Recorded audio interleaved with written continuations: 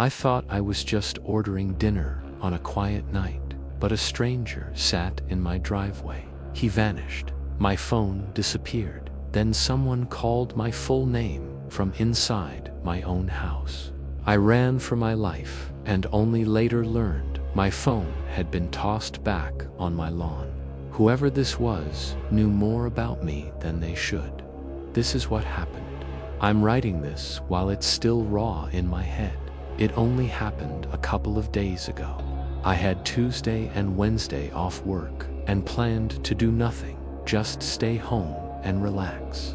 On Tuesday night, I decided to order food so I wouldn't have to cook. I opened the delivery app, found a place that was still open, and placed an order. The app said about 45 minutes. I sat in the living room and watched YouTube on the TV. Up until then, it was an ordinary, quiet evening. After about 45 minutes, I stood up and, for some reason I still can't explain, glanced out through the window. I could have checked the app, but I looked outside instead. That's when I saw a car sitting in my driveway. My first thought was that it was the delivery driver, but when I opened the app, the map said the driver was still 10 minutes away. So who was in my driveway? I'm not the type to make a scene.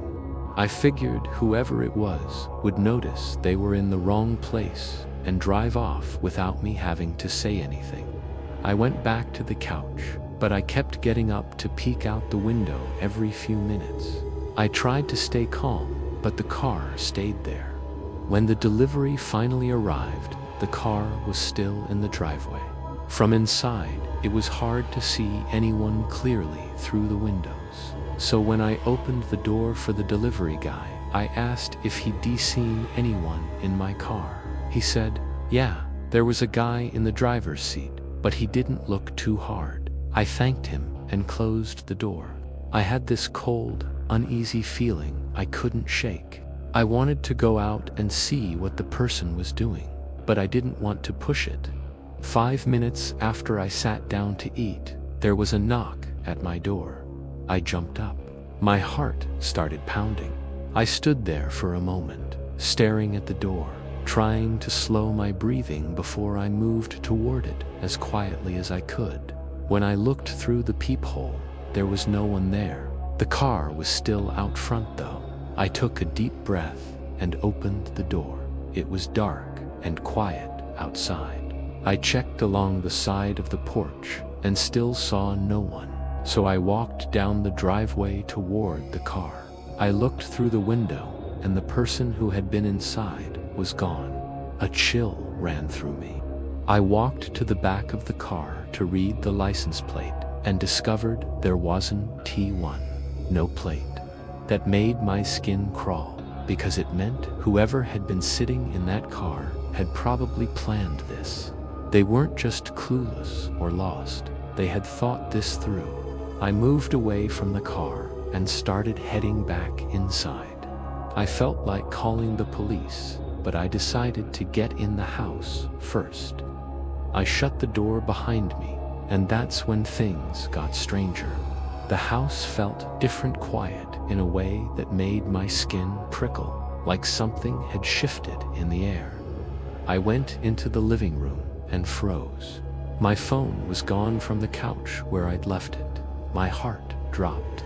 Before I could even think, I heard a hinge creak, slow and deliberate. Footsteps followed, barely making a sound, walking down the hallway toward the front door. They stopped just around the corner, as if whoever was there was waiting and listening. I stood still because moving seemed dangerous. I couldn't just rush past them without knowing what was there.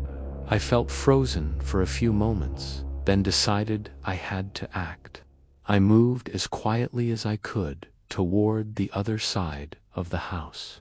The problem was, there was no way to avoid that hallway. The man was sitting right near the corner. I had to get past him to reach the back door. Whatever I decided to do, I needed to do it fast. I remember the second of hesitation, where my mind raced and everything felt heavy. Then something clicked, and I ran. I made a full sprint to the back door, unlocked it, and threw it open. As I stepped outside, I heard someone call my name. Not just my first name, my full name, last name, and all. It stopped me cold. For a second, I turned back and saw the man running toward the back of the house. I could see most of his face, yet I had no idea who he was. I didn't stop. I ran out into the neighborhood.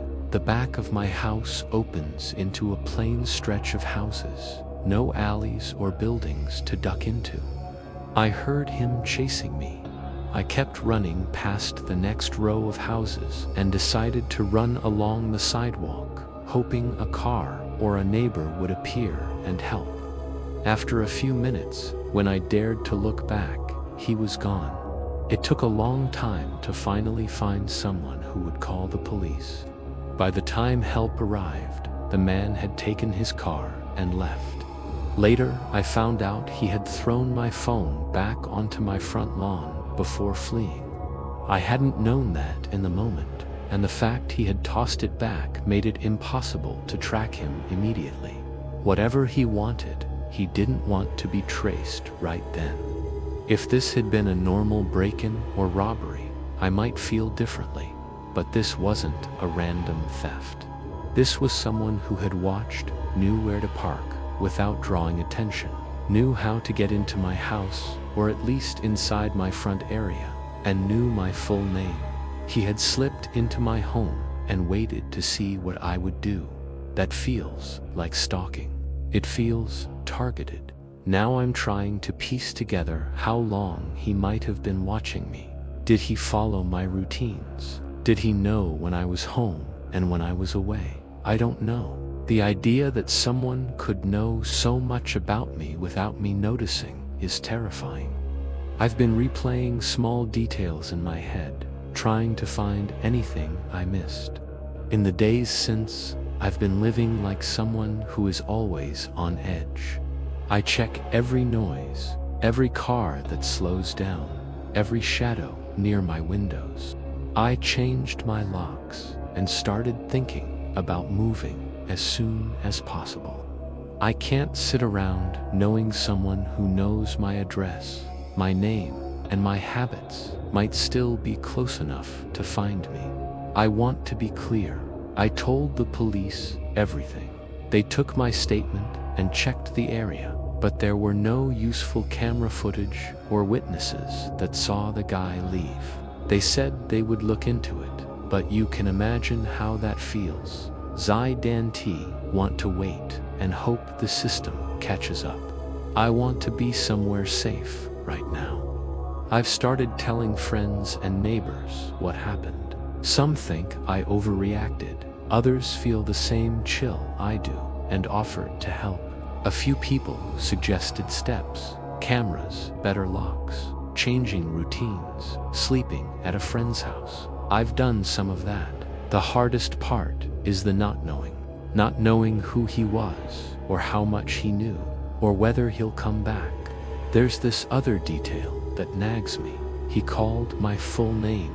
That's not something you get from a random glance at a mailbox. He must have found my name somewhere, mail, a neighbor, a post, or online. The thought that someone dug that up to come after me makes me feel exposed.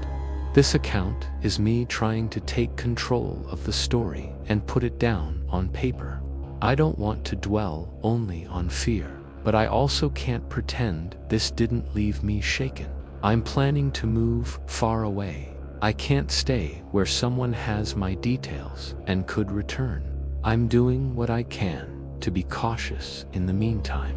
If anything else happens, I'll update this. For now, I'm focusing on safety, changing everything I can, and trying to sleep without replaying that night.